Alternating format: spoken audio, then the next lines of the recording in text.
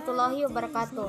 Perkenalkan, nama saya Sri Wulandari, selaku koordinator dari kelompok 4, ingin menampilkan video persentase tentang pengaruh rokok terhadap kesehatan pernapasan manusia. Selamat menyaksikan. Rokok adalah gulungan tembakau yang digulung atau dibungkus dengan kertas, daun, ataupun kulit jagung. Sebesar jari kelingking dengan panjang 8-10 cm. Biasanya dihisap oleh seseorang setelah dibakar ujungnya. Rokok merupakan pabrik bahan kimia berbahaya. Hanya dengan membakar dan menghisap sebatang rokok saja dapat diproduksi lebih dari 4.000 jenis bahan kimia. 400 diantaranya beracun dan 40 diantaranya bisa berakumulasi dalam tubuh dan dapat menyebabkan kanker. Rokok juga termasuk zat adiktif karena dapat menyebabkan adiksi atau ketagihan dan dependensi atau ketergantungan bagi orang yang menghisapnya. Dengan kata lain, rokok termasuk golongan nafsa narkotika, psikotropika, alkohol, dan zat adiktif. Salah satu kandungan rokok yang merupakan gas beracun adalah karbon monoksida. Senyawa yang satu ini merupakan gas yang tidak memiliki rasa dan bau. Jika terhirup sel-sel darah merah akan lebih banyak berikatan dengan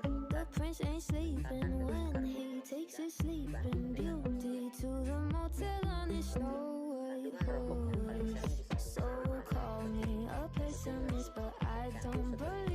yang paling sering sebagai perantara dalam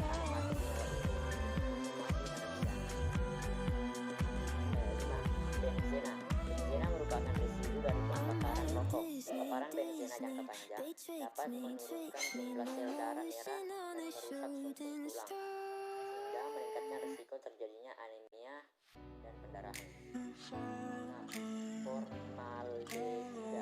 Formaldehida merupakan residu dari pembakaran rokok.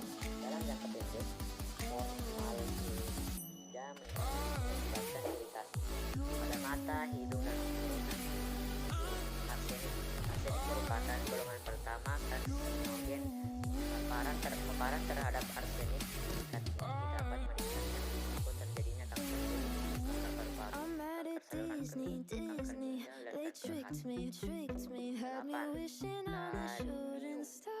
Sekitar 40-60% dari kandungan yang terdapat dalam asap rokok terserap masuk ke paru-paru saat merokok. 9. Amonia merupakan gas beracun yang berwarna dan berbau tajam. Pada industri rokok, amonia digunakan untuk meningkatkan dampak jantung. Bahaya perokok aktif yaitu sangat berbahaya bagi tubuh karena dapat terjadi beberapa hal seperti gangguan paru-paru yaitu bronkitis kronis, emfisema, dan kanker paru-paru. Yang kedua, kanker mulut yaitu dilansir dari National Health Service UK, penyakit kanker mulut umum terjadi diakibatkan oleh pengonsumsi rokok. Yang ketiga, gangguan lambung. Yang keempat, kanker kulit yaitu psoriasis, umumnya terjadi disebabkan oleh gangguan autoimun, maka risiko psoriasis semakin lebih tinggi. Yang kelima, tingkat kesuburan yaitu pada pria, kebiasaan merokok dapat meningkatkan risiko impotensi, mengurangi produksi sperma, dan kanker testis. Bahaya perokok pasif yaitu perokok pasif dapat terkena dampak buruknya karena apabila sering menghirup asap rokok maka semakin tinggi pula tingkat gangguan risiko kesehatan yang dialaminya. Karena seseorang merokok, sebagian besar asapnya tidak masuk ke paru-paru perokok, namun sebagian besar asapnya dilepaskan ke udara sehingga perokok pasif dapat menghirup asap Pada rokok. sistem pernapasan akibat rokok, diantaranya yaitu bronkitis. Bronkitis merupakan bagian dari penyakit paru obstruktif kronis. Penyakit ini menandakan adanya peradangan pada lapisan tabung bronkial atau saluran yang membawa udara ke paru-paru. Yang kedua yaitu emfisema. Emfisema adalah kantung udara pada paru-paru yang rusak, melemah, dan akhirnya pecah. Orang dengan emfisema cenderung kesulitan untuk bernafas ketika melakukan aktivitas berat atau olahraga karena paru-paru kehilangan kelenturannya. Yang ketiga yaitu penyakit kanker paru-paru. Kanker paru-paru adalah suatu kondisi di mana sel-sel tubuh secara tidak terkendali di dalam paru-paru atau organ yang berfungsi untuk menyebarkan oksigen ke dalam darah saat menghirup nafas dan membuang karbon dioksida saat menghela nafas. Selanjutnya yaitu penyakit pneumonia.